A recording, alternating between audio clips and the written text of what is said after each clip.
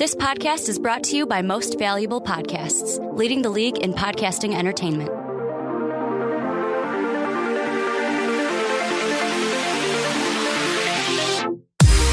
What's going on, real MVPs? Welcome inside another episode of What's Your Fantasy. I'm Brandon Swanson. Across the table from me is Ricky Widmer. What's up, guys? And we are back another week and hopefully another fantasy win for you, thanks to us.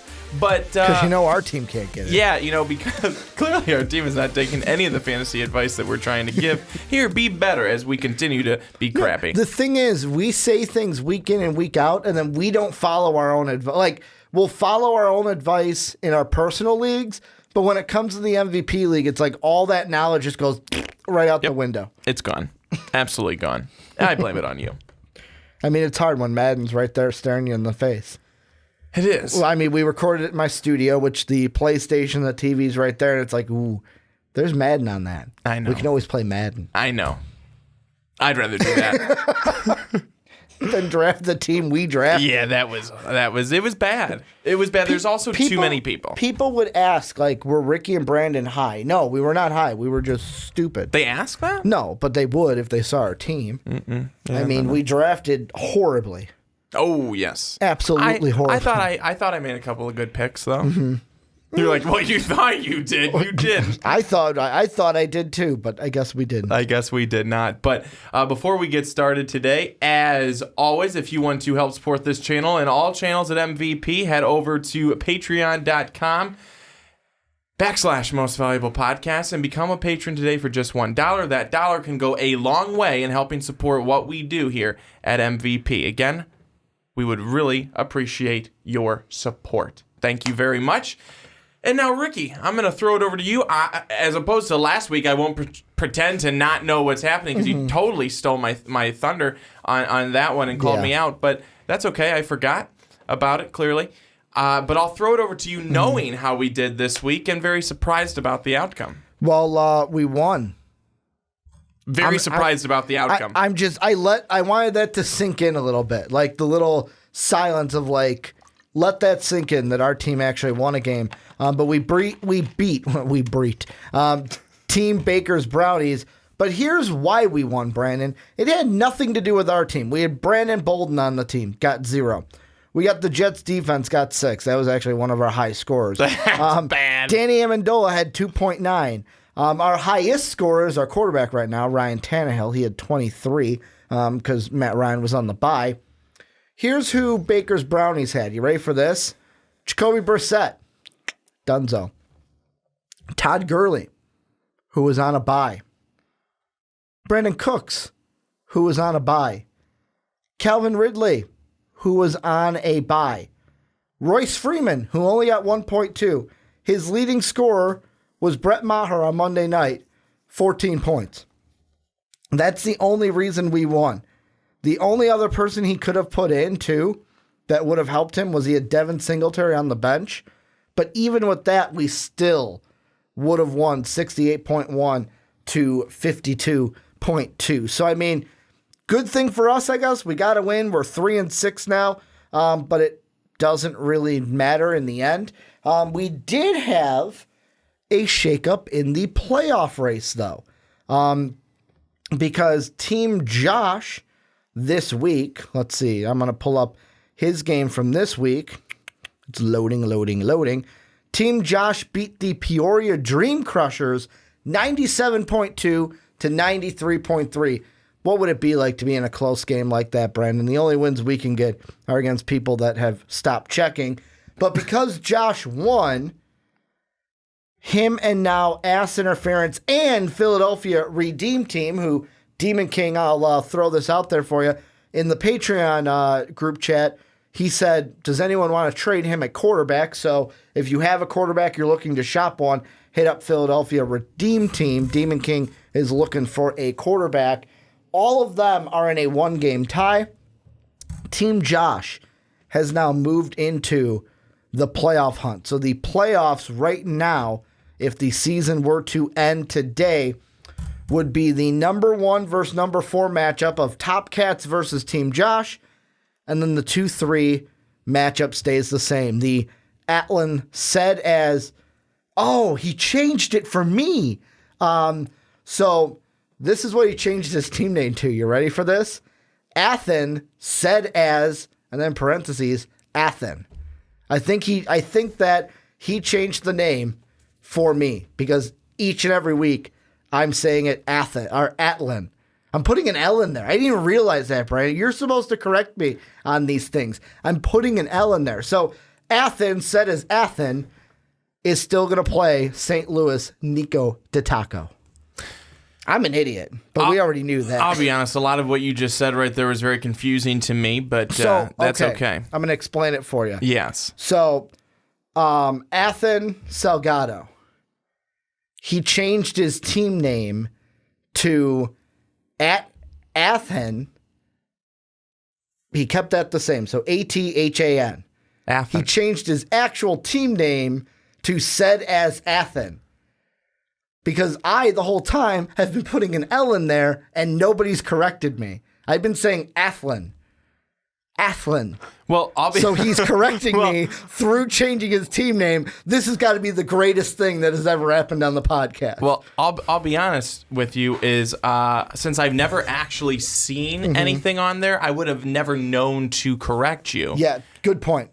But I'm also, just so used to people. For those of you who don't know Ricky as well as I know Ricky and I have been doing this, and we've been around each other for many, many years, and we've called a number of sporting. When we've started a number of sporting events. Was that 2012? 2011. That's right. And my junior so year. we have known each other for quite some time.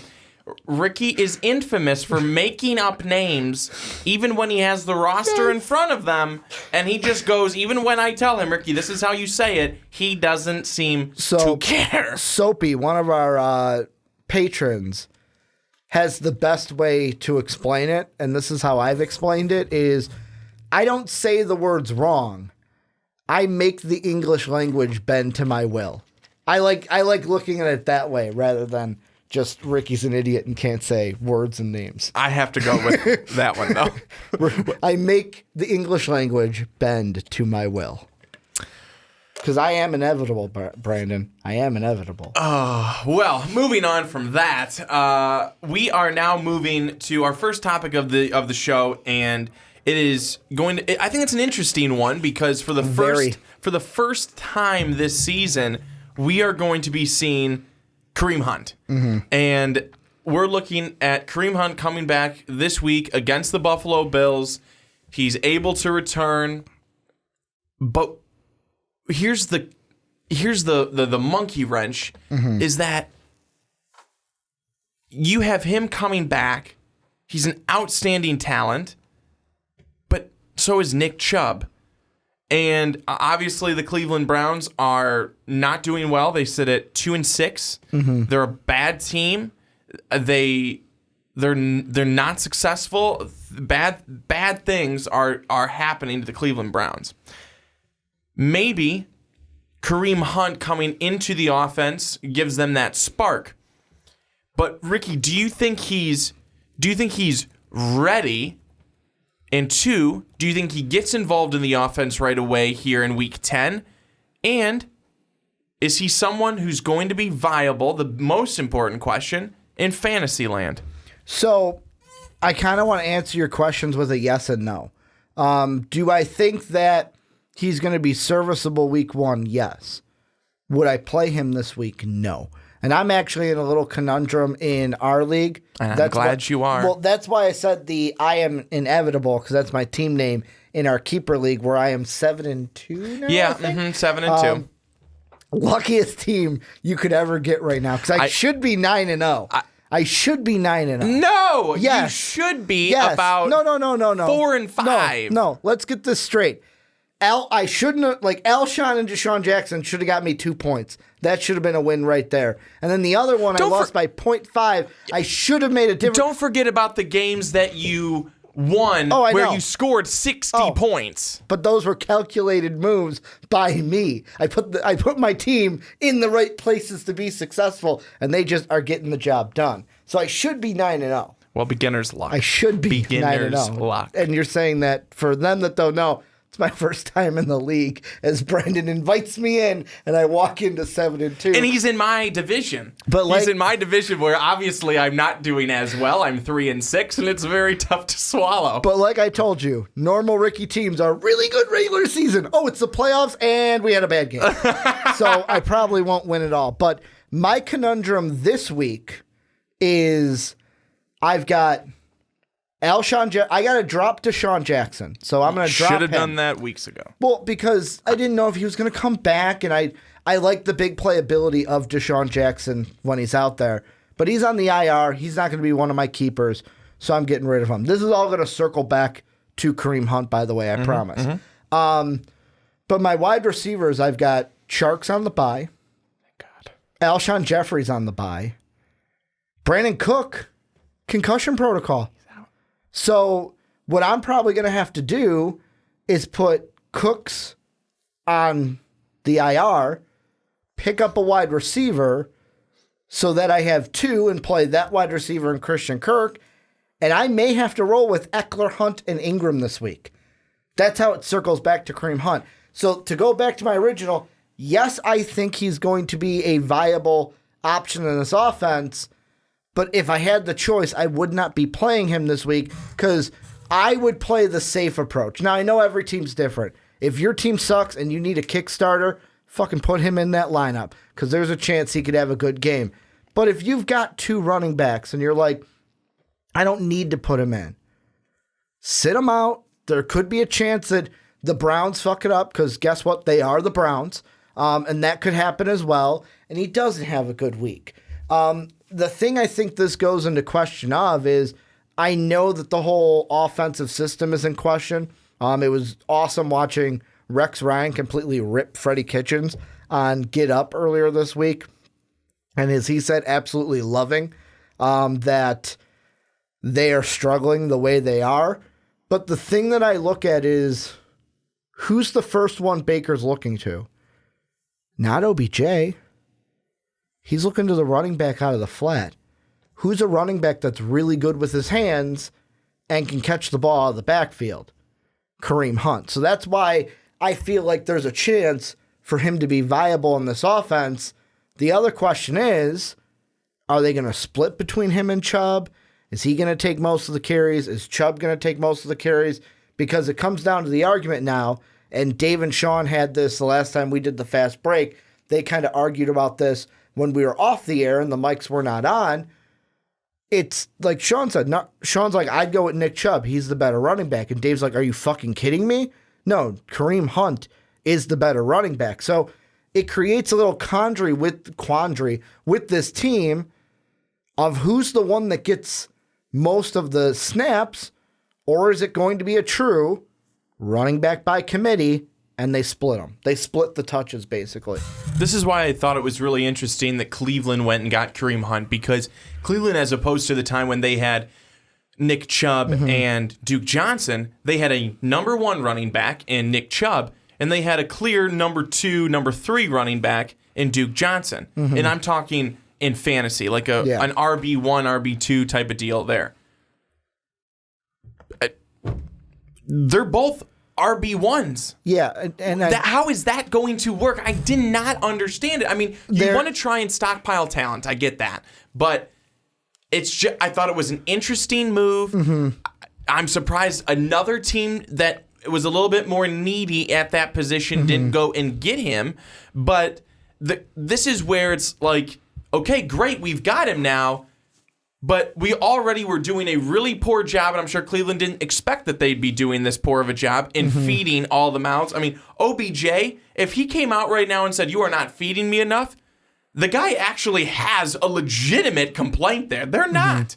If Jarvis Landry came out and said, I'm not getting enough, well, Jarvis, you're actually getting more than OBJ is. Yeah. And then if, Chubb then came out after, Hunt was in and said, you're not pounding the rock with me. And I mean, it would be, I'm just very interested to see how this whole breakdown goes in a Cleveland offense that people expected, or at least Cleveland expected, and all the pundits expected, Cleveland, they wouldn't be 2-6 right now. they'd be 6-2, 7-1 on their way to the Super Bowl, and they're nowhere near that. Yeah, and I mean, the thing that I feel like, I know you said that you were confused when they went out and got it. I completely understood the move because I felt like it was the Browns looking at teams like the Saints and Chargers of last year, where both of those teams were the main two. Even, you could say even a little bit of Atlanta when they had Devonta Freeman and Tevin Coleman actually healthy at the same time.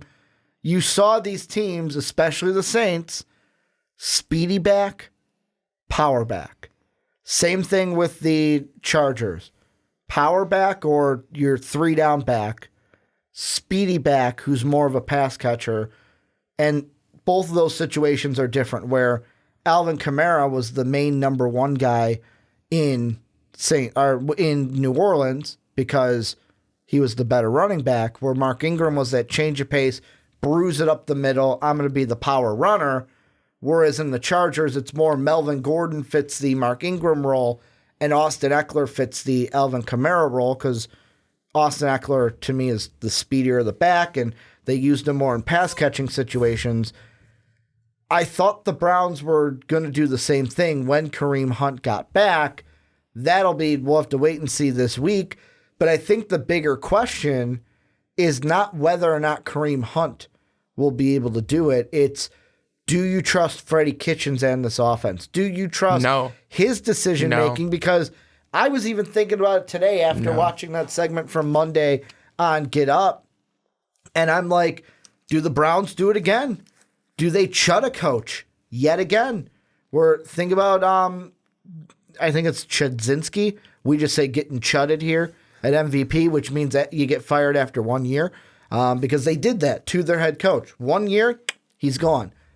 Freddie Kitchens could be in the same thing. And if I'm a Kareem Hunt holder, for guys like me who have him in a keeper league and have Mark Ingram and Austin Eckler, to where it's like, okay, I don't need to play him if I don't have to, but other guys may have to play him, and other guys may be saying, well, I'm not in a keeper league. This year is what matters to me. I don't know how hopeful I would be that Kareem Hunt's going to be the Kareem Hunt we saw in KC, because of the brain trust, or really the coach in Cleveland. I worry then that people who've been really relying heavily on Nick Chubb, does this take a hit to his numbers? A little bit, because they're going to split the carries, I think. And then who's going to be the goal line back? Who's going to be that guy? I would say, because they both can be. I mean, and they both technically are. I mean, Kareem Hunt was the all down back when he was in Kansas City for the most part.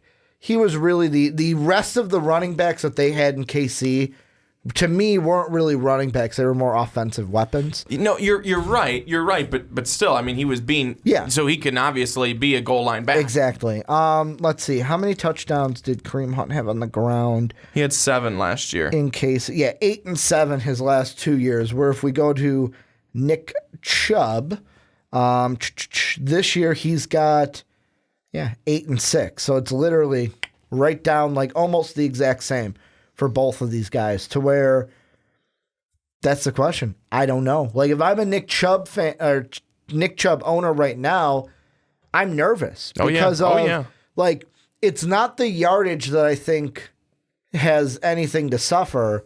Touchdowns. It's the touchdowns, because now somebody's coming in and is going to vulture your touchdowns. Absolutely. And Kareem Hunt owners, I have to be thinking the same thing. Is he going to get the touchdown, or is Nick Chubb going to get the touchdown? But the thing is, with either of these guys also, they both have the possibility to break off a big run and go for a touchdown as well.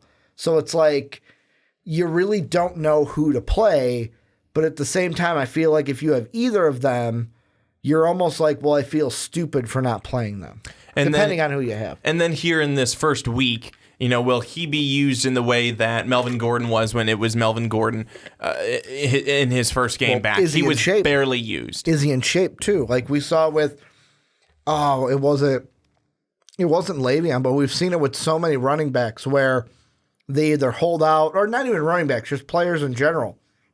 They hold out, or they're hurt, or they miss most of the season. It's like they come back, and it's like more on the holdout part, and it's like, were you not doing anything during this time? Were you just sitting on the couch eating potato chips watching football? Like, is that what you were doing? To where it almost takes them a game or two. Like, even look at the regular season. Look at week 1 and week 2 this week, where I was nervous playing the Cowboys defense this week because I looked at what they did against the Giants week 1, but then I remembered to myself, oh, that was week 1.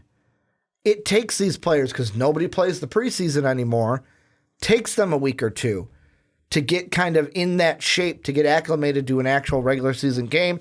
Is it going to take Kareem Hunt a week or two to get used to the actual pace of a regular season NFL game? I think it will, no matter how long you've been in the league or how good you are. I think that there's something to be said for the amount of time that he's had off from the end of last year to the first 9 games this season. It's a long time. It's a long time to not be playing in a football game.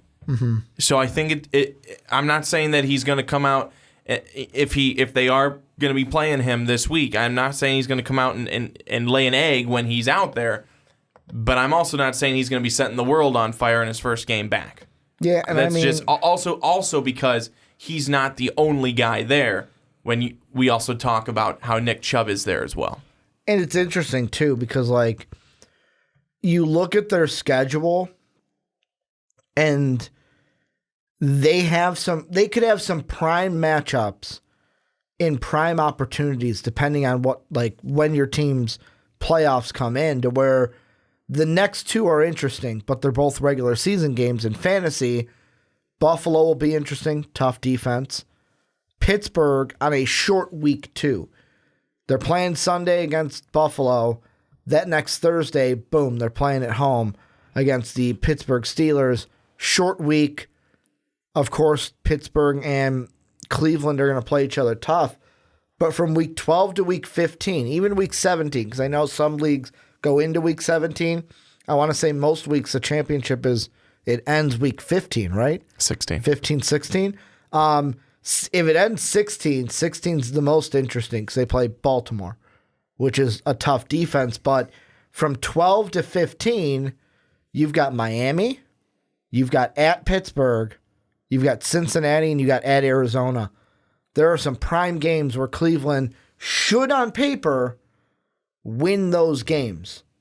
They should beat the Dolphins. They should beat the Bengals.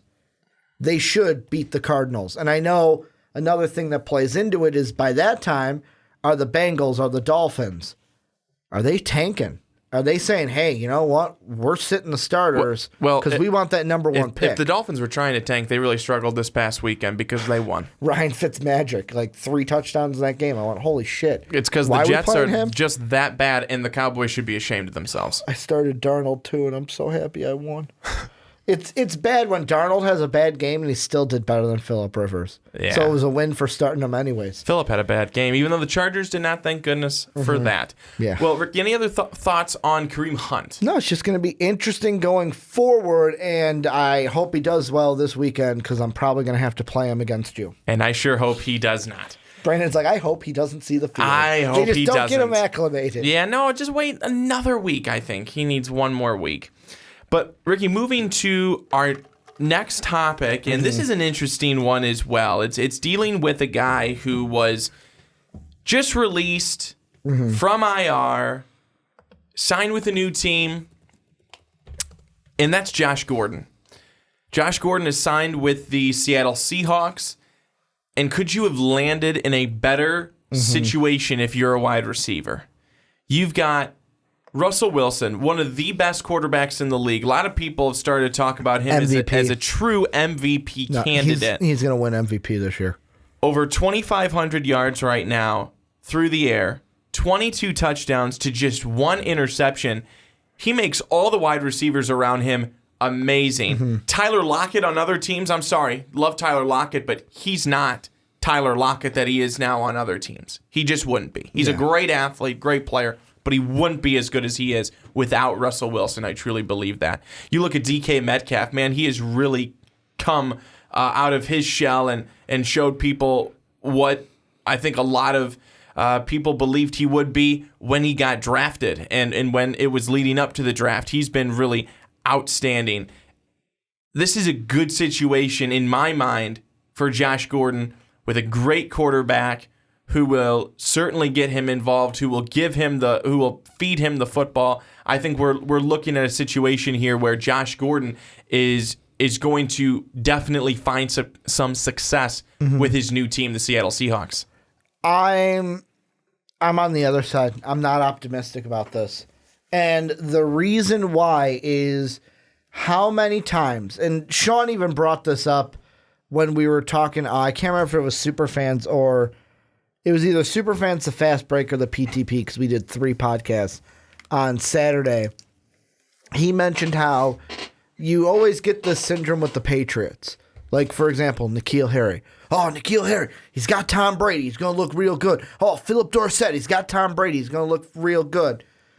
The thing with Josh Gordon is not the fact of who he has playing with him.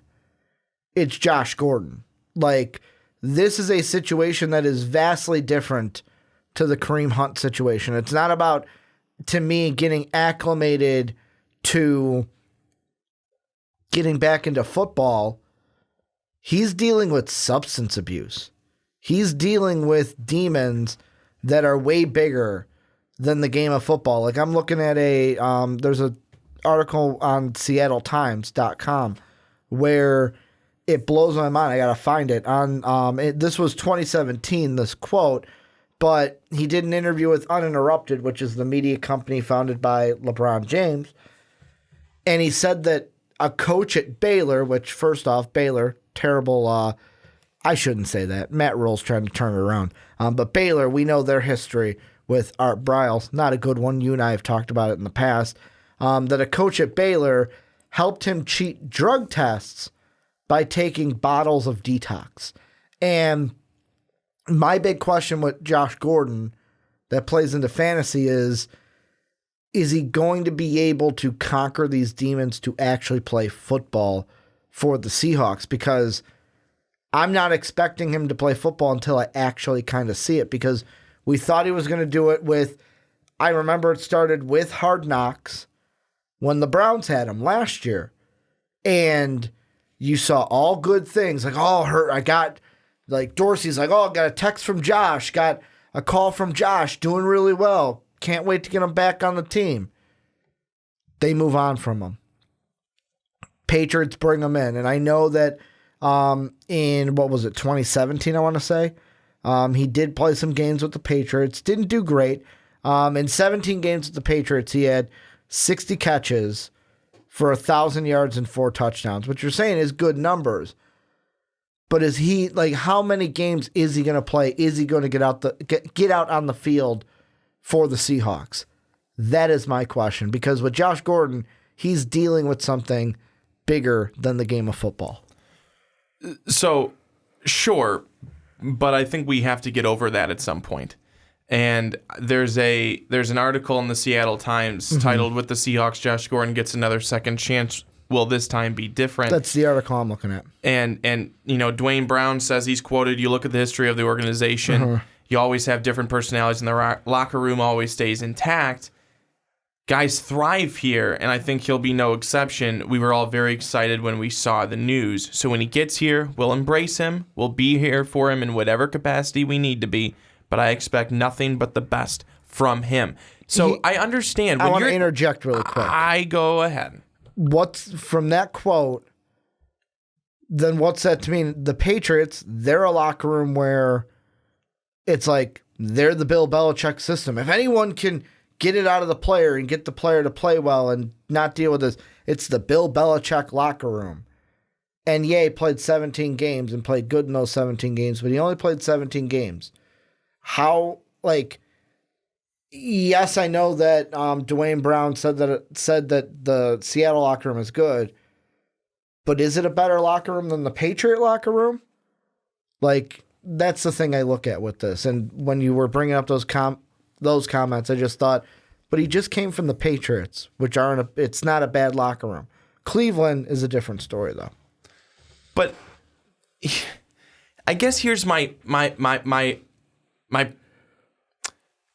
issue here is that we haven't heard anything that there was a relapse for Josh Gordon. Mm-hmm. We haven't heard that. We haven't heard that there was an issue. No one on the Patriots said that there was a problem. No one said that he failed a drug test. Mm-hmm. No one said anything like that. There was none of that. So to draw a conclusion that's not there, that he has now relapsed or done something bad that has hurt his situation, which is why the Patriots wanted to release him, that's incorrect. That's an incorrect way of thinking. So if it's just, maybe it was just a new start in terms of football to go to the Seattle or he's going to the Seattle Seahawks, but to go somewhere else, that is more believable than a relapse or anything like that. Nothing like that has come out. And if it was, he wouldn't be going to the Seahawks. He'd be going to a place called therapy. So I don't think that that's the issue here. And Josh Gordon is an amazing talent. He had over 1,600 yards with Jason Campbell, Brian Hoyer, and Brandon Weeden. He's outstanding. I don't care what quarterback stands in the pocket. He is amazing. I think he has his life together, and I hope and pray that he does. But what I took from that quote is that this will be a similar locker room to the Patriots. He is our brother. He is our teammate. We are there for him. Coach Carroll is there for him. This coaching staff is there for him. We will not let him slide. And he wants to be better. You know that. He's been open about that. And these guys want him to do that. And they're also in a locker room where there's winning, there's discipline. That's helpful. And he's only going to go, Gordon will only go and help that and help them win more games. Let me put it this way, too. We're getting onto the field this year, 6 games, 36 targets, 20 catches, 287 yards, 1 touchdown. Has a catch percentage this year about 55.6. The Patriots obviously are a team where you kind of think of them almost like Drew Brees and the Saints. The old adage of Drew Brees before really Michael Thomas is now the number one. Before it was like never have a Saint wide receiver because Drew Brees throws it to any fucking open Marcus person. Colston. Probably even with Colson. Like Colson sometimes had games where it's like, how the fuck did Will Fuller have a game like that? How did Kenny Stills have a game like this? Because Drew Brees just finds whoever's open and didn't lock on a guy one time and had tunnel vision like you see other teams. Patriots are the same way. When was Will Fuller on the Saints? He was on the Saints. Was he really? Yeah. I'll double check, but I'm pretty sure he was on the Saints. Unless I'm thinking of Kenny Stills, and Will Fuller and Kenny Stills in my mind are the same person. Kenny Stills. No, you're right. I'm an idiot. He was never on the Saints.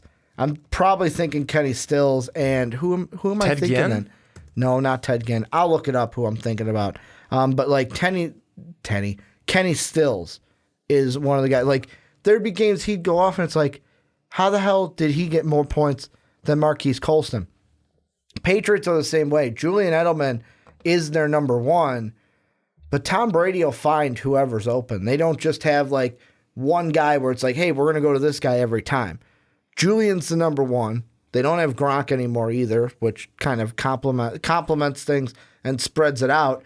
Like, for example, those few games where it's like, how the hell I was talking up their rookie that they have. And I'm like, he's getting catches for this team and got like 80-some yards in a game.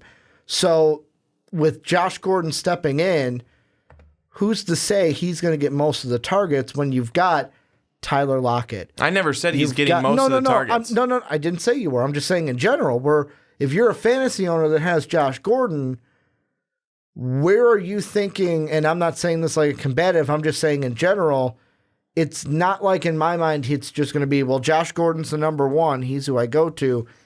They still have Tyler Lockett. They still have DK Metcalf. Where does he fit in and how many targets does he get per game? That's what you got to think about. Well, so I mean, Will Dissly being injured also helps, though. Let me see if I can pull up something here a little bit.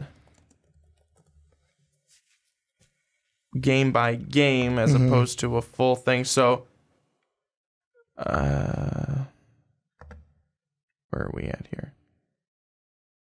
There we go. So Russell Wilson throws the ball a lot. Game 1, only 20 times, 35, 50, 28, 23, 33, 41, 20, 43. A lot. Yeah. I think that Josh Gordon would fit in as a number 2, number 3, right there. A number 2, 3, either sometimes getting more than DK Metcalf, sometimes maybe getting just a little less, or So right at DK him and Metcalf. DK are going to swap, is what you're saying. Absolutely, yeah. Okay. I mean, I think Tyler Lockett is always going to be their number 1 wide receiver. That's always going to be Russell Wilson's top choice. He always has been. He always has, since Russell Wilson has been there, it has been Russell Wilson and Tyler Lockett. That's what it has really seemed to be. So I really see, and Josh Gordon, here's also the thing. Josh Gordon doesn't have to be a number 1 wide receiver for him to be really good. So if you take a look at, and some people may not consider, people won't consider DK Metcalf to be a number 1 receiver, but he had 6 catches for 123 yards and a touchdown this past week. Yeah. He had an outstanding game. He had an outstanding game by standard leagues standards, and he had an outstanding game by PPR league standards. And Juju, Juju, where did that come from? I just saw a text message from one of my friends that said, should I start Juju? And probably not. I don't also know. have the Saints player that I was thinking about. So you say that right after I say this, is that Metcalf is really starting to come along as the weeks have gone by, and he's started to run better routes, and there's become more of a chemistry. And I'm not saying that Gordon's going to step right in and all of a sudden, bam, he's going to be, just a light him up every week. But I'm saying that in this offense, he couldn't have come into a better situation.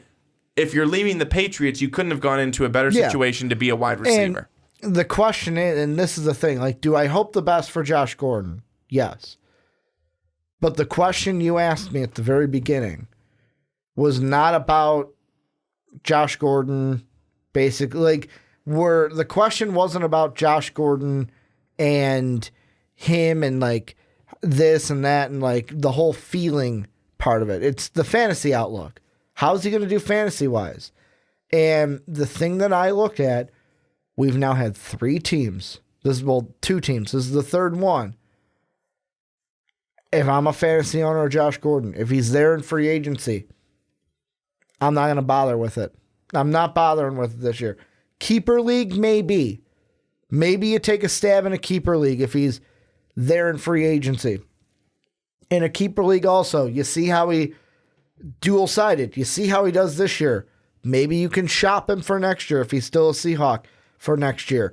You can also try to trade for him in the offseason if you're a keeper league. But, like, for most standard leagues, I'm not going to hang my hat on will he, won't he, because I'm on the other side for the fantasy. Like, until I am shown that Josh Gordon's going to be Josh Gordon, I'm not going to take that risk. Because how many times have I seen a guy like Dave draft Josh Gordon, say he's going to be back this year, and then he never gets back to being the Josh Gordon that we remember when he was with the Cleveland Browns. The guy I was thinking about, we're going to play Brandon's favorite game of Guess That Guy.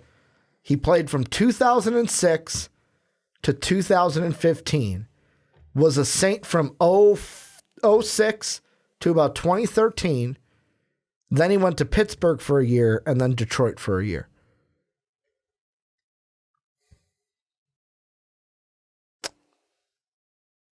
His first name starts with an L. A knight may have one of these as they joust.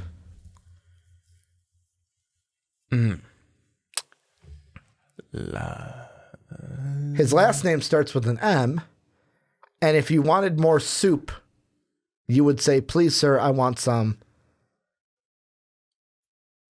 I already said the word. If you wanted additional I know. soup. Moore. His last name is Moore. First name starts with an L. Yeah, I don't know. Lance Moore. Man, I could not remember. I could Lance not think Moore. of that first name. Had some pretty good years with the Saints. Lance Moore. Mm-hmm. Yeah. He had, and the year I was thinking about was his 2012 year. Over 1,000 yards and 6 touchdowns in fantasy that year. Lance Moore took a lot of looks away from Marcus Colston. I don't think I didn't like Lance Moore. That's what I was saying. That's my point. But remember when Marcus Colston first came onto the scene? People were like, "Wait, who's this rookie out of the 7th round?" He was the out of Hofstra. I remember because he was my boy for a long time on my fantasy league, number one guy, and he was a number one guy when he first came out. His first probably 4 or 5 years, he was the guy. Yeah, it's like who's this young kid? He had 1,000 yards. Then he had that injury season where he only played 11 games. But then 1,000. Like his first 2006 to 2012, his first 7 years in the league, had 1,000 yards per season. Mm-hmm. And then he kind of, that 2013 through 15, the Saints went through changes. He was done. Lance Moore was done. Mm-hmm. Well, Ricky, any final thoughts on Mr. Gordon? No, I mean, I hope for the best for Josh because I would love to see him out there. It's just, I'm not optimistic about it. Like, as a fantasy owner, I'm not going to throw him out in the lineup until I see that he's going to produce. I would not hope that he will. Wait until he proves that he's going to do something with the Seahawks before you go ahead and throw him out there. All right, we are going to dive into our last segment of the podcast before we get into start sits. Mm-hmm. And that is a very scary injury that happened this past weekend in the Indianapolis Steelers game where it looked like Quentin Nelson went up and rolled up on the ankle and then kind of twisted the knee a little bit of Jacoby Brissett, the quarterback for the Indianapolis Colts, and it knocked him from the game. He did not come back in. Some reports said that he could have if they needed him. Well, they lost, so I kind of think they needed him. But Brian Hoyer, in all seriousness, did a very good job in his absence, but Jacoby Brissett has been having an outstanding season, outstanding campaign this year. They want him to be back. Mm-hmm. He was limited in practice today, and head coach Frank Reich said they believe he could be ready for Sunday's game. It is against the Miami Dolphins, so they really don't even need to play a quarterback this week if they don't want to, because they would still win. Ricky, what do you think this week when it comes to Jacoby Brissett, and you're a Jacoby Brissett fantasy owner, or you're in a bind and you're thinking, okay, do I go and pick up Brian Hoyer? What am I doing here? Well, I'm not picking up Brian Hoyer this week. See, this one's interesting where with the knee injury, I feel like if Jacoby Brissett, if they say he's good to go, you play him. And I know that's a risky thing, but he's Jacoby Brissett, and he's been good all year. But if he's out, there's a couple guys that, like, let's say you're nervous about him. There's a couple guys that you can go out and get. And I'm looking at guys that are under 50% owned in fantasy leagues. Jimmy Garoppolo, only owned in 45% of leagues. Derek Carr is only owned in 36% of leagues this year. And I know Derek Carr is not a guy that's going to blow you out and get you 20-some points, but he's had 2 great back-to-back weeks. That's what I'm saying. Last week, 19.6. That's good enough for me. Even if he's getting you 15.7, that's a good game. Ryan Tannehill, who we have, has been serviceable. Like, if he's available in your league, he's been a serviceable quarterback ever since he became the starter week 7 against the Chargers. And let's say you're not confident in Brissett moving forward from this injury, like you think it's going to shake him. Another interesting, and I want to bring his name up because I want to shoehorn this conversation into it, or I should have just waited until next week because they're on the bye this week, but let's say I'm going to proactive this. Let's say Jacoby Brissett plays and does not have a good game this week.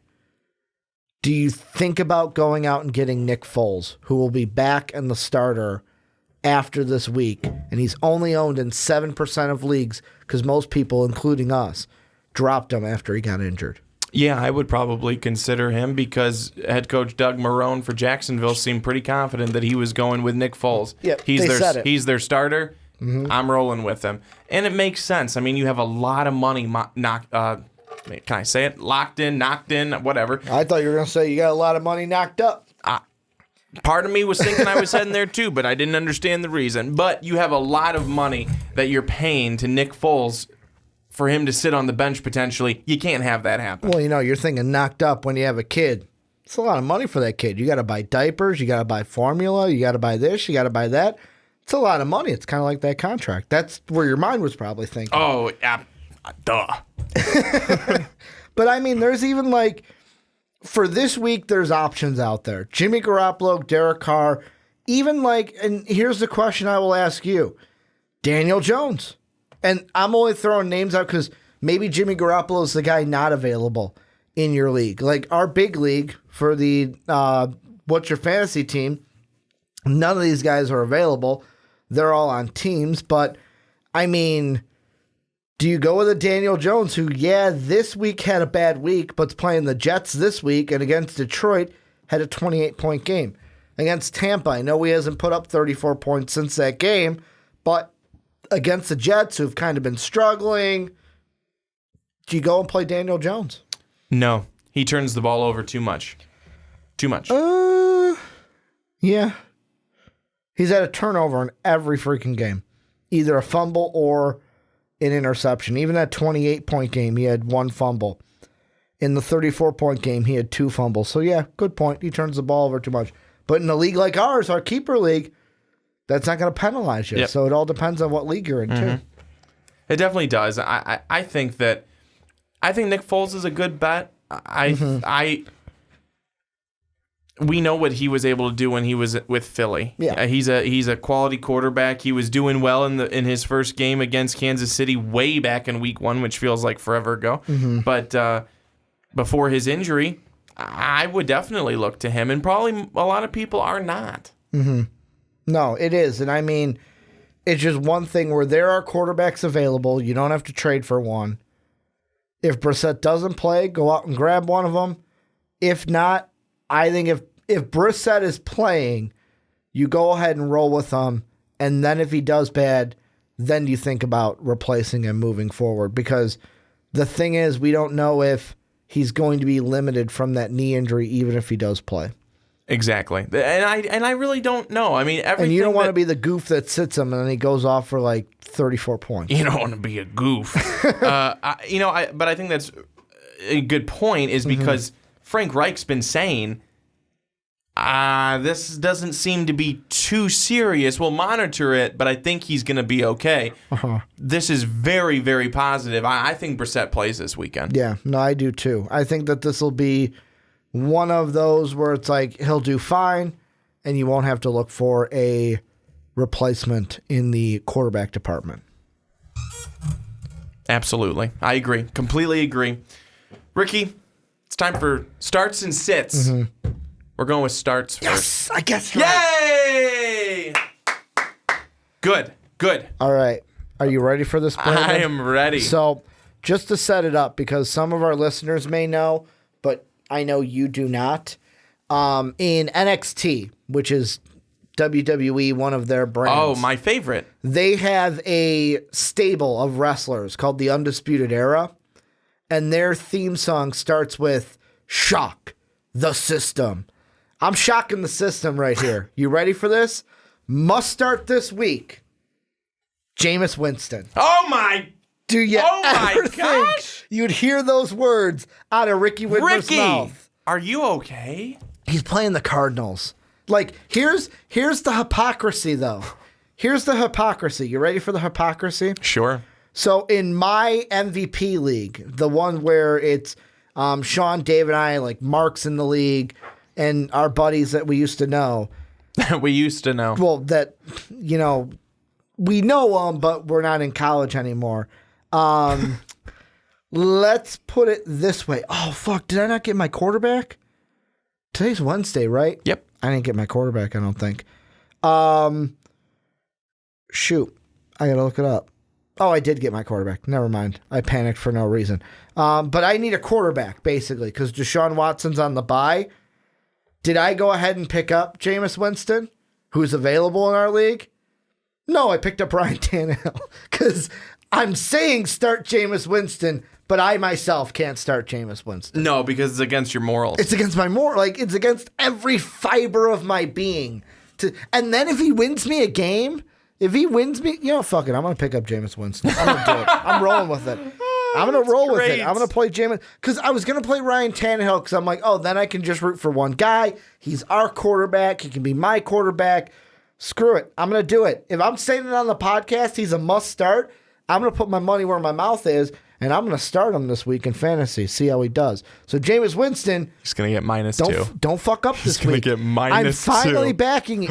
He's going to get negative points. This is the one thing where it's like, I bash Jameis Winston every chance I get. He better not fuck me. I'm going to have my phone ready on Sunday to be able to text you. Oh, man. Let's see. I'm going to play Jameis Winston. So I'm going to do it. I picked him up. I'm putting him in the starting lineup. And he's in. He's locked in as my starter for Sunday. Wow. He's locked in. That's incredible. We're locking, we're loaded with this. I'm going balls to the wall. I'm putting my money where my mouth is. What's your record in that league, by the way? Oh, it's not terrible. Let me pull it up. So we've had something interesting. This is a league also where this year, if you're new to the podcast, it's a vampire league. So I used to have Dalvin Cook. I lost that week because my team didn't show up. So I lost Dalvin Cook. BS, I know. I'm 5-4. Okay. So I'm not terrible. 4 teams make the playoffs. I'm sitting at 3 right now. The guy I'm going up against, though, our friend Mike, do you want to know his team? The team that's going to massacre me this week? Yep. Aaron Rodgers. Maybe he'll have another off week. Christian McCaffrey. Maybe he sits. You know what? Whatever injury, that questionable, just sit. He don't need to play this week. He don't need to play. Chris Carson, Mike Evans. Oh, Julian Edelman's on the bye, so I get a little bit of a break. Evan Ingram, who's out, so I get a little bit of a break. He's now got Jalen Samuels after the game he had last week. The Patriots D, which obviously I'll put someone else in, and then Zane Gonzalez. So, that's a team I'm going up against. But he also has Kenyon Drake, who looked pretty good, but David Johnson should be back. So that's why he's going to sit him. But, yeah, I'm going up against a team that is 8-1 in our league. So it's going to be a bad week for me. Darn. Hopefully it's not, though. Mm-hmm. Hopefully you get him. I need to stay in that playoff push, baby. And if you're wondering, Ricky, it's a vampire league. Where's the vampire? The vampire is 6-3. You want to know the funniest thing about the vampire that I will pull up? Nothing like derailing a podcast, looking for how to get to the individual schedules for a team. So the vampire started out 0-3. Wow. He beat me week 4 and has not lost a game since. Well, at least now you don't have to feel like a complete loser. Well, exactly. But the thing is, that's the thing. I'm going to get on my soapbox a little bit. The Vampire League is a terrible idea. Because once I'll say this. The Vampire League is stupid in an 8-person league. Because that's what we have. And let's be honest. We really have 7.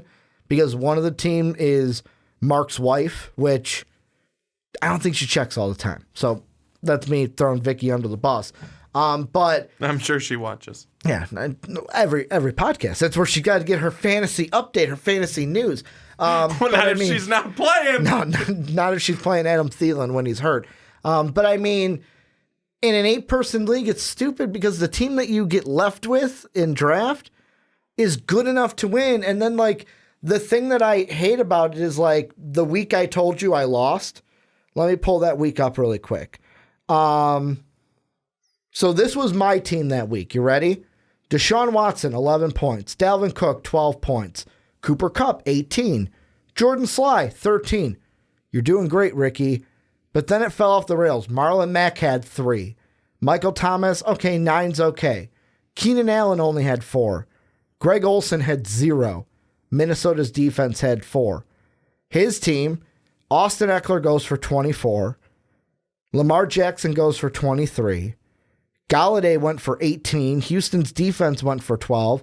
I lost 95-74. And this was I was coming off a 120-point performance the week before. So it's like, if you're thinking about doing the Vampire League, I would say veto that unless you're the vampire. Like, the only thing that would make it fun in my mind is if you're the vampire and it's creating a challenge for you. But if you're giving money for a league, because like this league it's $20 buy-in, don't do the vampire. I think it's stupid. I think it's the stupidest thing after doing it. I can't imagine many leagues do a vampire league. Mm-hmm. It sounded fun in theory, but it's like in an 8-person league, it doesn't work. Maybe it would work in a 12-person league. I don't know. We don't have 12 friends.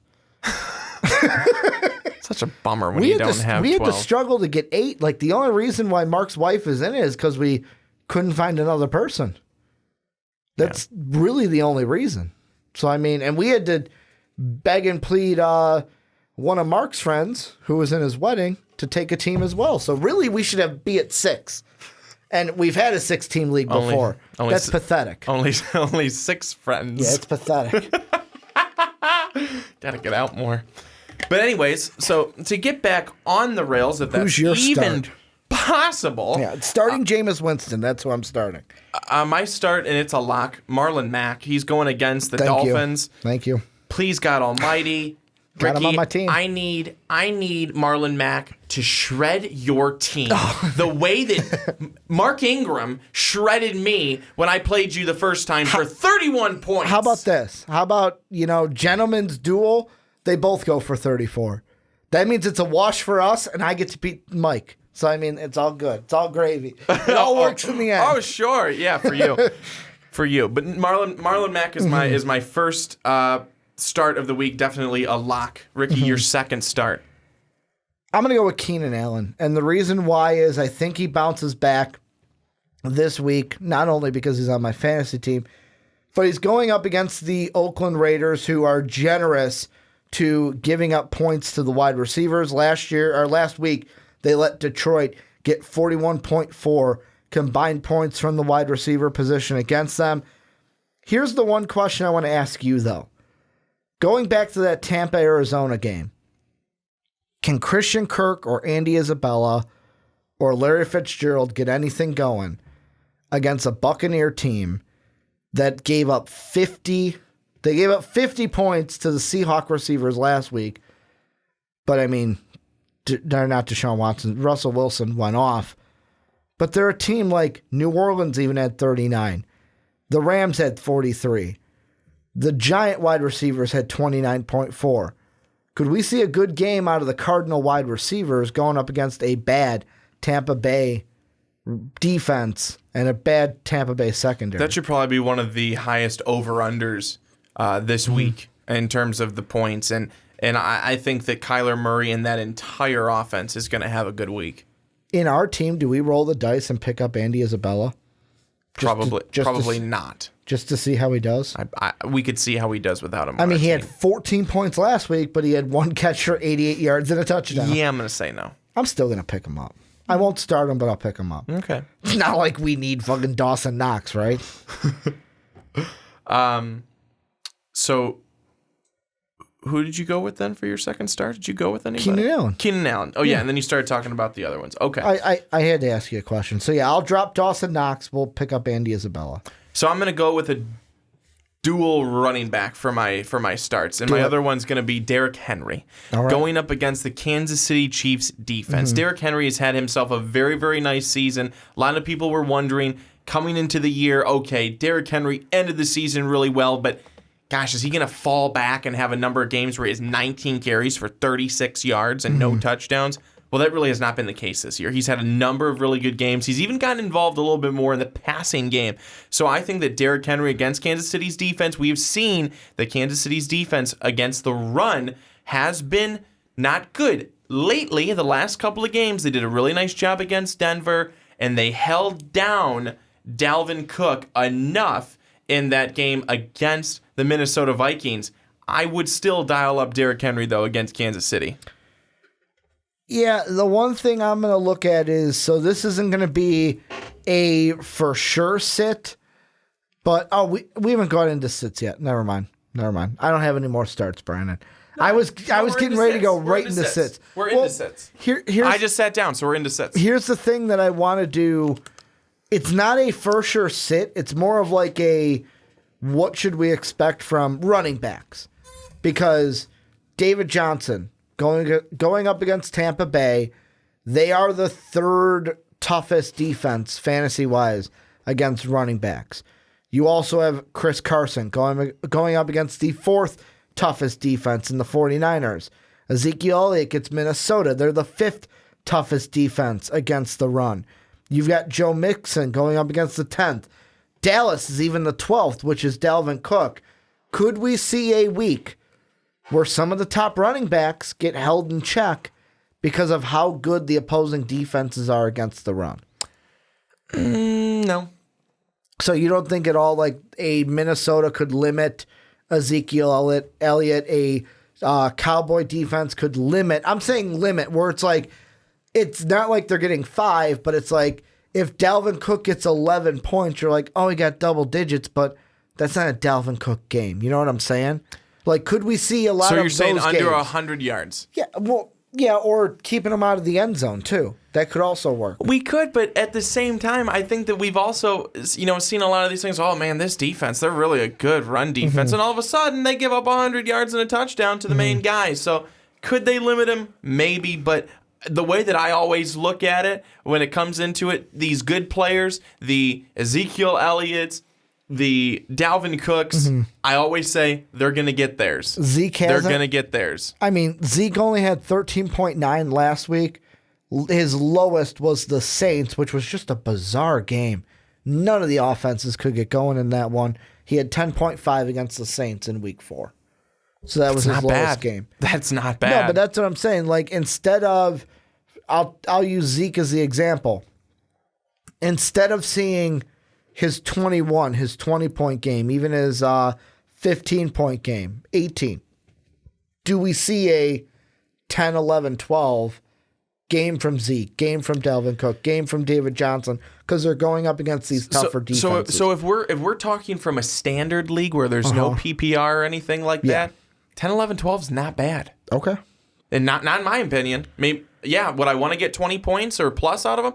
Would I like to get 50 points out of every one of my frickin' players? Yeah, I would. Depends on who's on your team, too, or how stacked that's obviously your team is. Unrealistic, but if he's getting in a standard league, again, no PPR, 10, 11, 12 against the Minnesota Vikings, supposedly good run defense, I'm pretty okay with that. Okay. I look at that and I go like, for example, Dalvin Cook, he's projected about 16 points. So, like, for me, I kind of look at that and go, if you get 10, 11, that was a bad week. That was a bad week where you may need those points. I'm just saying, running backs may be limited in this one, but I'm not saying to sit them, obviously, because you're not going to sit Ezekiel Elliott. That'd be idiotic. However, I usually look at it as if you've got a guy that's, if you could get at least, and when we're not talking quarterbacks here, because if a quarterback got 10 points, it's pretty bad. But if you could get every other one of your players at least 10 points, it's not a bad week. Okay. That's not a bad week. It's, of course, you want more, but that's not bad. Especially if they don't get into the end zone and they get 100 scrimmage yards. It's pretty good. One guy I will say, because people say, Ricky, you copped out and didn't give a sit. It may be a little bit easy. This may be me getting some low-bearing fruit here. OBJ going up against Buffalo. Don't even try it. They don't throw to him anyways. That's true. So the sit that I would have, it's a 2-for-1, and it's both of the running backs for the Los Angeles Chargers. All right. Sit Melvin Gordon and sit Austin Eckler. So I should sit Austin Eckler is what you're saying. I'm not necessarily, well, you should based off of my fantasy advice to you, but the reason I say it is because the Oakland Raiders, while clearly they have given up plenty in terms of the passing game, but when it comes down to running the football, I mean, the who did they play? The Lions this past week Well, the Lions didn't run the ball a lot. They were really ineffective when doing it. The only way that they were able to move the ball was through the air. The week before that, the Houston Texans, they were throwing the football a lot. They held Carlos Hyde to under 100 yards. I think he had like 89, something like that. The Oakland Raiders have not been bad in terms of run defense. That's why, to your point, start up Keenan Allen, start up Mike Williams, get Hunter Henry in your lineup. Those guys through the air, big days, I think, ahead for them. So I'll ask you this. Who are you starting between these two? Because my team, I've got Carlos Hyde on the bye. I've got Sony Michel on the bye. I've got running backs on the bye. My only two running backs that are, because I'm going to play Marlon Mack, obviously, is going up against the Dolphins. Eckler or Singletary? Singletary, easy. All right. I'm putting Devin Singletary in my lineup. It's locked. And I also do have Keenan Allen and Hunter Henry in my lineup, so I hope they play well. Yeah, get them going. Ricky, your final sit. I'll go back to the wide receiver, Kenny Galladay. I know that some people are going to say, but Ricky, he's had some really good games the last 2 weeks. Chicago's offense might be struggling. That defense, though, is something to fear. Don't touch it. Like the Chargers, Phillip Rivers didn't have that great of a game. Keenan Allen for me had an okay game. Like, that's what I think. Kenny Galladay is going to have an okay game. If you're okay with like 8 points, 9 points, then go ahead and start him. But otherwise, I'd sit him. Go to find someone else who may have more of a boom potential against a easier defense. And then my final sit this week is going to be Juju Smith-Schuster. Mm-hmm. He is going to be going up against the Los Angeles Rams, and that means he's going up against Jalen Ramsey. That's not going to be a very good matchup that ends for Juju Smith-Schuster. I would say keep him on your bench because not only is it going to be good, is it not going to be good for him, I think the Rams defense is going to cause a lot of issues for that entire offense for Pittsburgh. They'll get to Mason Rudolph at least 5 times this week. Yeah, I mean, it's interesting to see how that team's kind of going to go because really you expected more from Juju this year.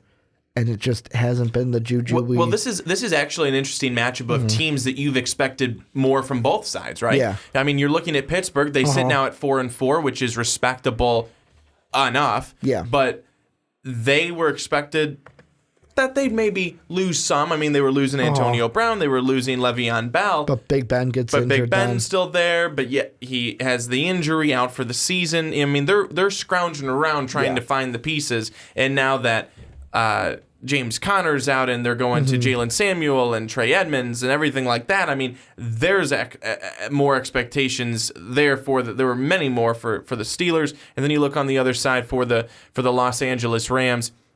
No one even seems to understand still what's going on with Todd Gurley and his usage. Goff has not been the same this year. Their defense has been good. Well, they've been okay, not all that good, certainly not great. It's been a very, very interesting year for both of these teams that have, I think, underperformed to this point in the season. But here's a chance for both of them to take that next step potentially and to sink the other.